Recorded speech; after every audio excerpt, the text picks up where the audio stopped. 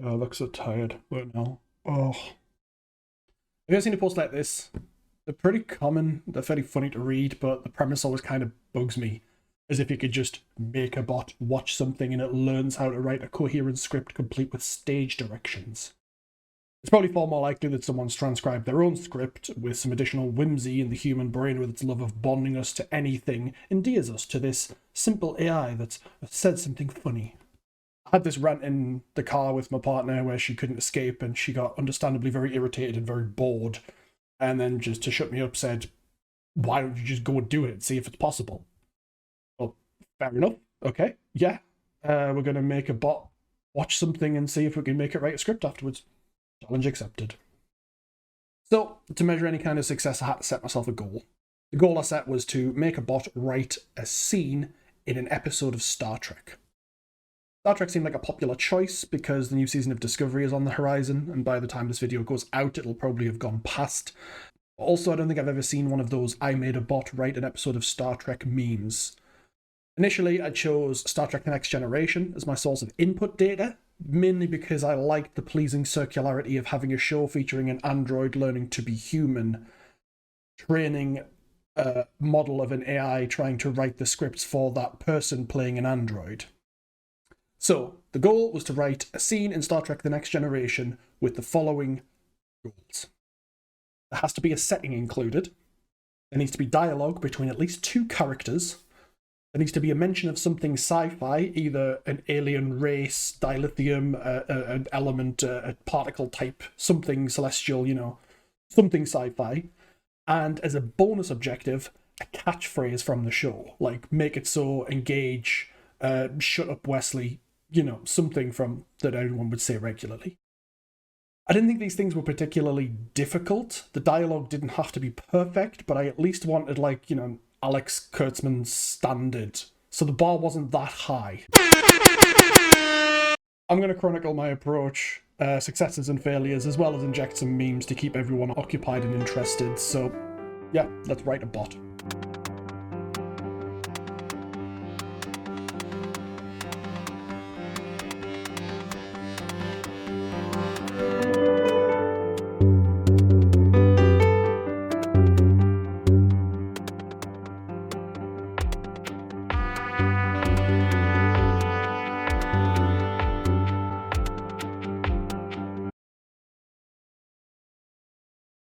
Don't actually know how to build a bot. I know what you're all saying, Joe, don't you have a degree in computer science and wasn't one of those modules artificial intelligence? If you think that translates into actual knowledge I can use, you are wrong.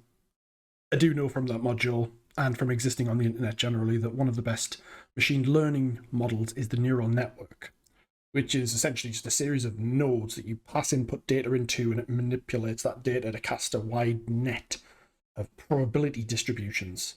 And then that probability distribution is used to predict the next item in a data set. So over time, a neural net becomes really good at predicting things. And that seemed like the right thing to do because we generally want to predict text. I decided to follow some tutorials on YouTube, and I went with a series by Sentdex, which focused on building a network in Python from scratch. But I decided I was actually going to use .NET because I'm a rebel like that. Sentdex's series was incredibly detailed, and it explained a lot of the theory and fundamentals of neural networks, so I'm going to recommend that anybody who's interested in actually building a neural network watch it. At the time of recording, it's not actually complete, but it is very interesting to watch, and you can code along with it, which is really nice. I've linked the playlist in the description. So, in order for a neural network to be able to predict things very well, it needs what's called a model. The model slowly trains over time until it becomes more tuned to the subject matter, and saving that model as it goes, so that gradually it gets better every time. We do this by feeding in sample data and verifying whether or not what it processes and what it comes out with is correct. So we generally need something to give it, it will process it, and then we need to tell it whether or not what it came up with was right or wrong. But we need to do this really fast. For example, to use Patrick Stewart quoting Shakespeare, if we fed our neural net a sentence, "What a piece of work is," and then let the net predict the next word, it might say the next word is fur. And we can tell it that's completely wrong. None of the letters are in the right place. It's just not even right. If it said the word car. It's not actually that wrong. It's the wrong word, but it's got an A in there, and it's got an A in the right place. Then if it said, okay, the next word is man, that's correct. And we tell it, yeah, that's right. And this is how we can feed it data, it can predict it, and we can slowly train it to become correct. And this phase is called training. We need to do this on a huge scale for every script in Star Trek The Next Generation. As I mentioned, because I was following a YouTube series that wasn't complete, and I was writing it in .NET and not Python, it meant that I could only get up to a certain point in my codes. But anyway, I followed the tutorial, and my bot in .NET was ready for testing, albeit it had no optimizer, so there was no way that it could train to become better. So the result of trial 1 was purely random. Fed my neural network just one episode of Star Trek The Next Generation, which was episode 3, The Naked Now, which is one of the episodes where everyone gets uncontrollably horny. I let the model run, and this is what it came up with. Corridor. Tasha, they've humans how? Tasha, showering until impossible. Card. Coming here. Man 10, done. Okay, so there's a few things wrong there. The opening sentence is pretty much gibberish, and I must address that poor Tasha Yar is once again being objectified in this scene. She's in the shower, showering until she becomes impossible, which I can only assume is a way of saying that she just ceases to exist. And then while she's doing that, Jean-Luc bursts in to announce that he's about to reach maximum warp.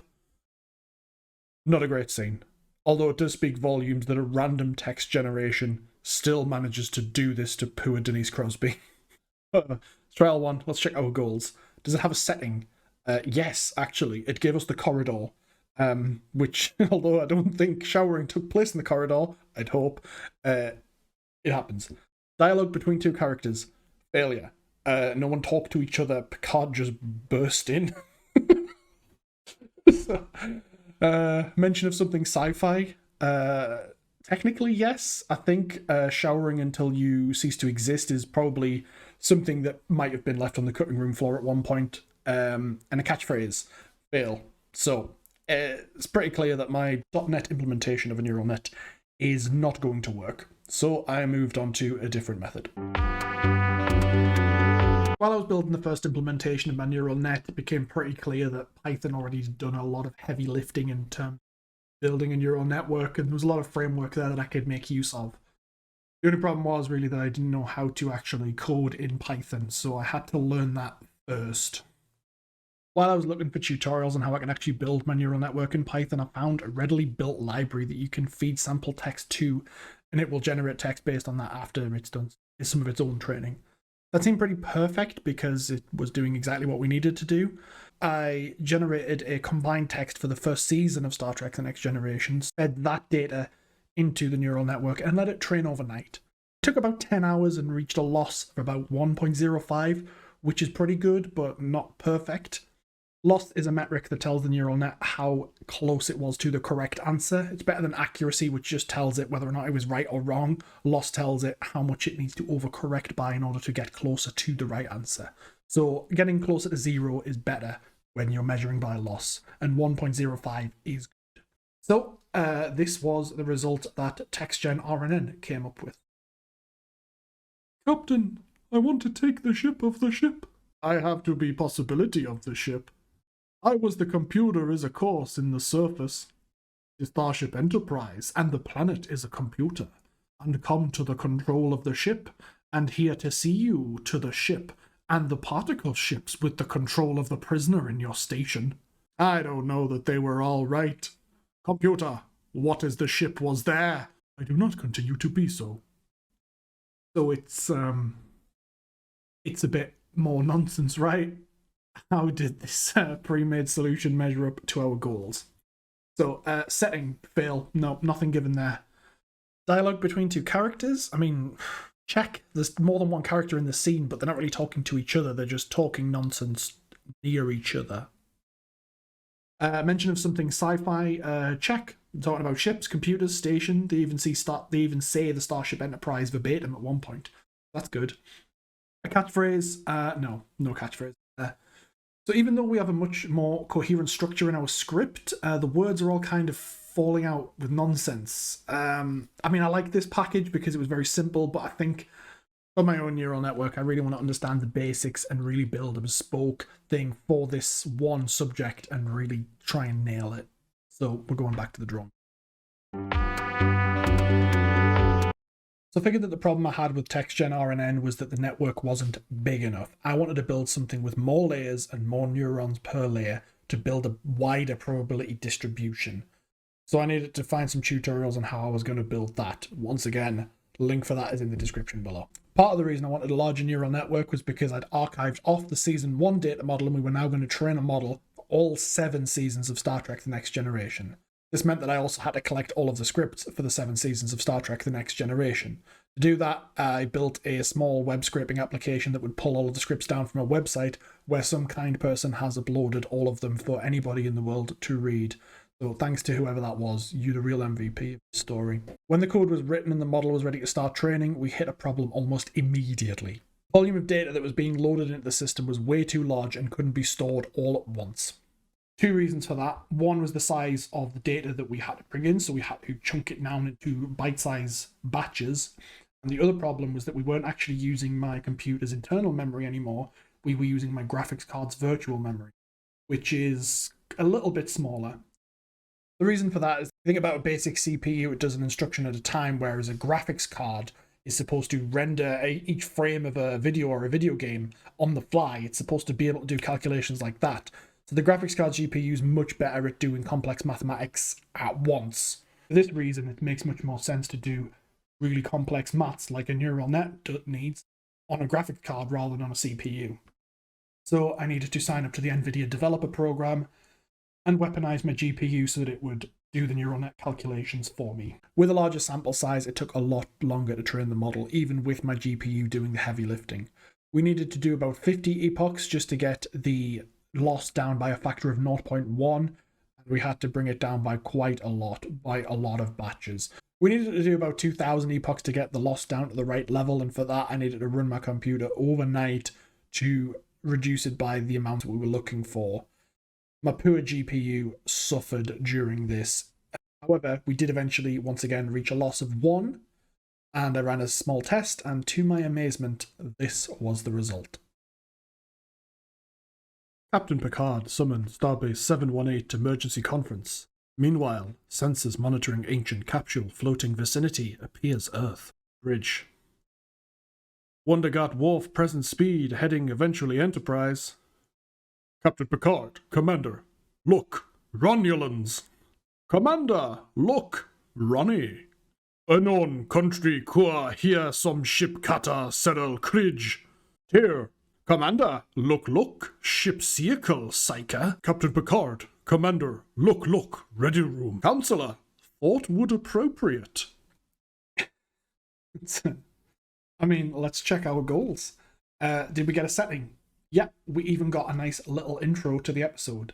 Dialogue between at least 2 characters. Check. The bridge crew actually seem to be talking to each other.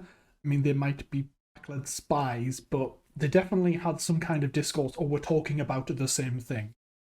And also Worf and Riker may have both had strokes in the middle there. A mention of something sci-fi. Yes, we've got Romulans. The Romulans are on screen. And a catchphrase. No, unfortunately the optional mission failed. But this was actually a huge step forward. I mean, the model unfortunately does still repeat itself on quite a lot, but the words that it's getting out, the text we can see, is actually more representative of a genuine episode, which I think is really, really impressive. So I think with a little more tweaking and maybe getting the loss down a little more, this would have been really good. But at this point, I'm more worried that my GPU is going to melt. So this is as good as it's going to get. So can you make a bot write scripts for Star Trek? I think the answer is yes. I mean, it takes an incredibly long time. You have to dedicate your entire PC's processing power to it. And it takes a few days to train the model. And it might just be quicker to just learn how to write scripts and make them better through refinements and edits and peer reviews. But yeah, it's possible. Why not? I'm happy my amateur attempt at creating script writing AI was successful. I think in a couple more years, this process will become more accessible to people. You won't need as powerful a hardware, and it won't take so long. But even if this process does become more accessible, I'm not convinced an AI will ever write a coherent script and ever replace writers in the writing room. Even if this model was absolutely perfect, the only thing it would be able to do successfully is correctly predict the next word in a sequence. It's not coming up with original thought, it's just mimicking us. Even if this process took minutes instead of hours, I still think it's going to be incapable of coming up with that kind of original creativity that we got from the original writers in Star Trek. And there's a wider question to be asked here that's philosophical of, could an artificial intelligence ever create something good in art? Which I will leave in the capable hands of the YouTube comments section because I am tired.